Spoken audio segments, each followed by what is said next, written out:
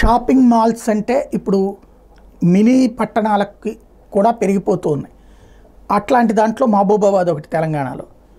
అక్కడ కూడా ఇప్పుడు భారీగా షాపింగ్ మాల్స్ వస్తున్నాయి. ఇప్పుడు ఎవరు అధికారంలో ఉన్నారో వాళ్ళ తరపున వాళ్ళు ఎక్కువగా పెడతా ఉంటారు. ఇప్పుడు అట్లాగే మహబూబాబాద్లో కాంగ్రెస్ ఎమ్మెల్యే యశస్వి అత్తగారైనటువంటి ఝాన్సీ రెడ్డి అక్కడ షాపింగ్ మాల్ ఒకటి ప్లాన్ చేసుకున్నారు. ఆ షాపింగ్ మాల్ ఇనాగరేషన్కి హీరోయిన్ ప్రియాంక మోహన్ని పిలిచారు. అక్కడ స్టేజీ మీద అందరూ ఉండగా ఆ స్టేజీలేమో చూడటానికి అందంగా ఉంటున్నాయి, దానిపైన నిర్మాణాల పరంగా డొల్లగా ఉంటున్నాయి. దాంతో ఒక్కసారిగా అది కాస్త కుప్పకూలిపోయింది.